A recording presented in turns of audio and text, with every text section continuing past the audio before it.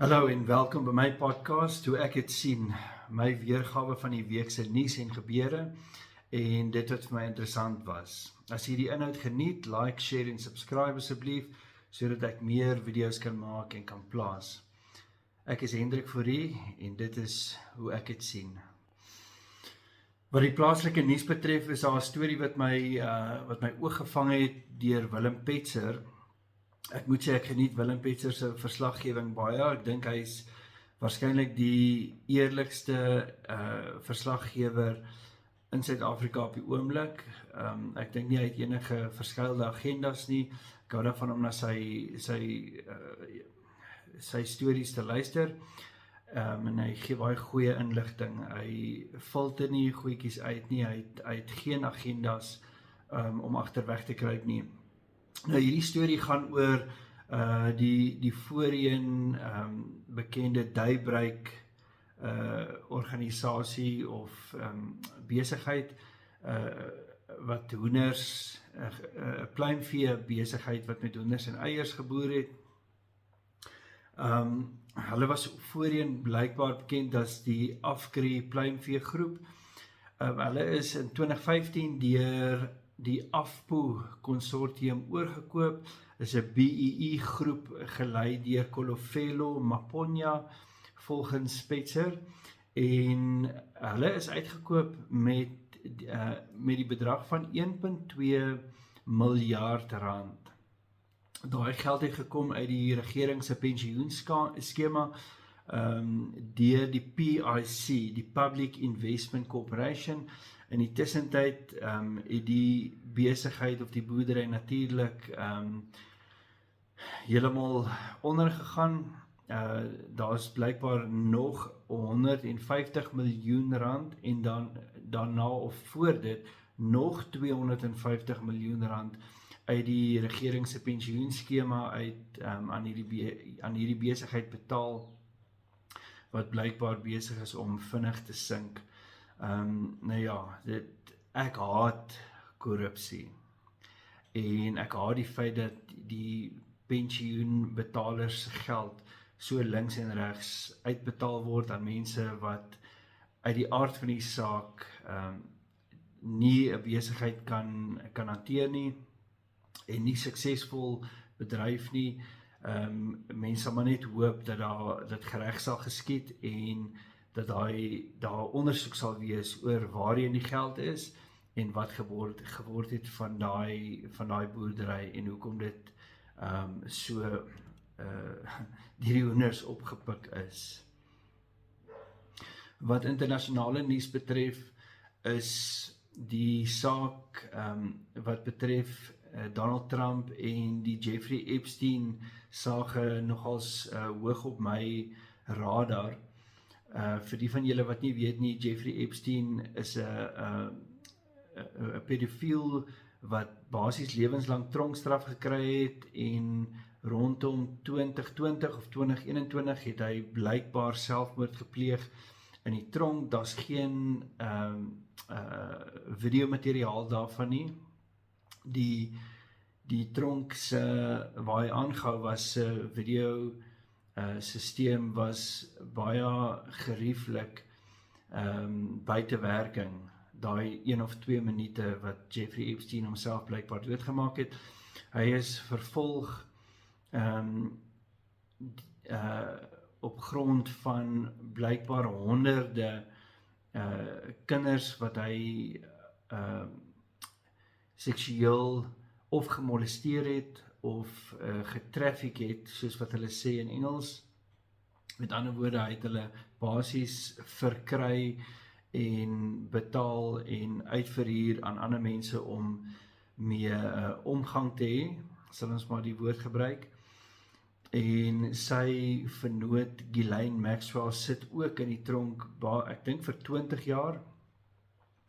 En daar was baie hoë name genoem wat betrekking het op hierdie persoon, op Epstein, en die Amerikaanse konservatiewe kant, baie van die Republikeine en spesifiek die MAGA beweging wat groot ondersteuners van Trump is besig om vrae te vra, want Donald Trump het die storie net gesmoor. Hy probeer die storie net smoor. En dit is vir my kommerwekkend, dat iemand soos hy die storie sal wil smoor en dit net wil laat weggaan. Nou, ek is self redelik konservatief, polities gesproke, maar ek dink wat reg is reg en waarheid moet uitkom, veral as dit by sulke sake kom. Dit is vir my absurd om te dink dat iemand gevonnis is, 2 mense minstens gevonnis is, oor die handeldryf van kinders, van meer as 100 kinders, en daar was geen ander mense betrokke nie. Ek dink dit is absurd, en ek hoop daar sal genoeg druk wees in Amerika om hierdie saak regtig waar oop te vlek en na te volg. Ek gee regtig nie om wie betrokke was nie, maar as iemand deel was daarvan, of dit nou bekende mense was, politikuste, leiers, ek gee nie om wie dit was nie, sulke mense moet dan verantwoordbaar gehou word vir hulle dade. Jy kan maar meer daaroor gaan lees in die algemene nuus, alhoewel dit iets is wat blykbaar onder die mat ingevee wil word. Ek hoop daai mat word opgelig. Wat sport betref, is dit natuurlik, ons is nog in Julie maand, so daar's natuurlik baie sport om na te kyk, en ek geniet dit verskriklik baie. Inteendeel, dit is tot oorlopends toe. Die sport, ek het verlede week gemis, maar om net vinnig teruggekom na Wimbledon, Jannik Sinner het die Wimbledon mans eindstryd gewen, en hy staan nou op, as ek reg is, op 4 Grand Slam titels, Carlos Alcaraz staan op 5, so dit lyk asof hier so hopelik 'n dekade lang tweestryd gaan wees. Ek hoop een of 2 ander spelers voeg hulle ook by tot die tennis top mans spel. Het sal lekker wees om iemand soos Ben Shelton ook te sien meer kompeterend wees saam met daai 2. Mens wil nie graag net 2 spelers sien nie, maar dit is beter daarom as net 1 persoon wat die tennis landskap oorheers. So baie geluk aan Jannik Sinner. Hulle is hier by 23 jaar oud, albei, so albei van hulle het nog baie jare oor op die top. Dan, wat die Tour de France betref, volg ek dit natuurlik. Dit is ongelooflik om die Franse landskap te sien en die klein dorpies. As jy het nog nie gekyk het nie, doen jouself 'n guns en kyk bietjie een dag, al is dit net om die mooiheid van die Europese en die Franse landskap te sien, en die klein chateaus en die dorpies en die kerke. Is regtig baie interessant. Op hierdie stadium is Tadej Pogačar loop hy loshande voor. Ek het gehoop dat Jonas Vingegaard dalk bietjie sal kan kers vashou by hom, maar dit lyk nie so op die oomblik nie. Tadej Pogačar is met meer as 4 minute voor in die algeheel. Vandag dink ek, of miskien môre, is daar weer 'n groot bergskof. Ek dink as Jonas Vingegaard nie op daai volgende bergskof, ek dink is op skof 15, 'n groot aanslag gaan loods op Pogačar nie, dan is dit neusie verby. Dan moet daar regtig iets buitengewoon gebeur vir Pogačar om nie die Tour de France eintlik baie gemaklik te wen nie. Wat die rugby betref, sien ons natuurlik baie rugby op die oomblik, baie geluk aan die Springbokke wat teen Georgië gewen het. Ek dink dit was 55-10, as ek reg onthou die eindtelling. Die Bokke het bietjie hakkerig gespeel, as ek so kan sê, maar op die ou einde van die dag het die damwal gebars en die Springbokke het gewys, maar net hoekom hulle die beste is in die wêreld. Maar baie geluk aan Georgia, wat baie goed gespeel het eintlik. Hulle het regtig nooit gaan lê nie en hulle het hulle self laat geld. Ek dink dit is baie goed. Hulle het my verbaas, ek het nie gedink hulle gaan so goed speel nie. Hulle het my verbaas en ek hoop regtig dat 'n span soos hulle vorentoe nog sterker sal raak. Ek dink hulle lê op nommer 11 op die oomblik in die wêreld en dit sal wonderlik wees om hulle te sien opskuif na die 'n top 10 posisie toe. Dan ander interessante nuus is dat Zimbabwe blykbaar oor die naweek gekwalifiseer het vir die wêreldbeker oor 'n paar jaar. Ek dink is 2027 as ek reg onthou. So baie geluk aan Zimbabwe. Alhoewel mense weet sommer klaar dat dit maar moeilik sal gaan met hulle, net soos wat dit met Namibië altyd maar haak en steek gaan by die wêreldbeker toernooie. Ek dink regtig die wêreldbeker toernooi moet 'n ander formaat hê. Ek voel dat die kleiner spanne steeds geleentheid moet kry, maar dat daar miskien 'n A en 'n B afdeling moet wees om hierdie klein spanne so te sien verneder word teen die wêreld se groot spanne of sterk spanne is eintlik nie goed vir rugby nie. Dis maar my opinie rondom dit. En dan het Nieu-Seeland natuurlik die Franse geklop, so dit was nou 3 keer in 'n ry wat hulle vir Frankryk geklop het. Ek hoop die Franse het bietjie wake-up call gekry rondom dit. Britse Lions het in die eerste toets vir Australië gewen. Australië het baie beter gespeel as wat ek gedink het hulle sal. En maar nou ja, dis 1 uit 3 toetse vir die Britse Lions. En ek neem aan die volgende 2 naweke is die volgende 2 toetse vir hulle en dit sal natuurlik altyd interessant wees. Wat media betref, het ek verlede week op Disney Plus 'n fliek gekyk. Ek hou baie van spionasie tipe flieks. Spionasie klink so spinasie. Ek het The Amateur gekyk met Rami Malek. Dit is amper soos 'n poor man's Bourne Identity met Jason Bourne wat die hoofkarakter is. Dis amper so iets, dit is in dieselfde formaat gemaak. Speel ook redelik, dit speel af in Amerika en in Europa. Dit is nogals die moeite werd as jy niks anders het om te doen nie en jy wil 'n fliek kyk wat nie heeltemal in die Hollywood genre is nie. Was dit nie vir Rami Malek se spel in die fliek nie, dan sou dit 'n redelike power fliek gewees het. Sy naam en sy teenwoordigheid in die fliek maak dit darm die moeite werd om te kyk. Die byspelers in die fliek was redelik power, die storielyn was redelik voorspelbaar, maar dit is nog steeds beter as baie van die ander flieks om te kyk. Ek sal The Amateur tussen 'n 5 en 'n 6 uit 10 gee. Ek sal, kom ons sê, 'n stewige 6 uit 10, omdat Rami Malek daarin was. Dit is moeite werd om te kyk as jy sommer net wil terug lê en ontspan en 'n redelike goeie aksieverhaal kyk wat spionasie betref.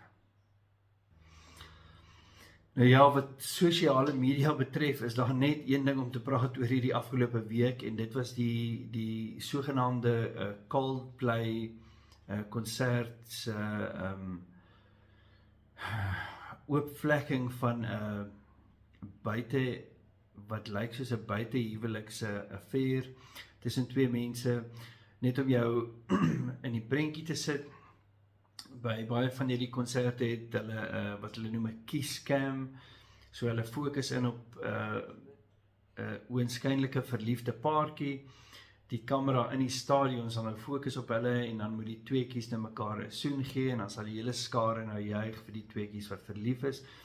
En toe die kamera in fokus op hierdie twee, het die man vinnig weggeduik en die vrou was oënskynlik baie nie vernederd gewees nie, embarrassed sê nou maar.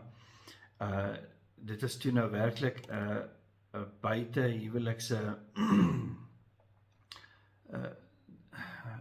verhouding wat in regte tyd oopgevlek is, en jy sou miskien nou al hier en daar op sosiale media van die memes gesien het en video's, maar dit is maar wat dit is. Die twee mense, en ek sal nie hulle name noem nie, ek dink hulle het genoeg drama om self te hanteer, maar nou ja, wys jou nou net, dit wat in die duisternis gebeur, sal in die lig gewerp word, so wees maar versigtig saam met wie jy gaan na jou volgende konsert toe, maak maar seker dis jou eie vroukie of jou eie mannetjie.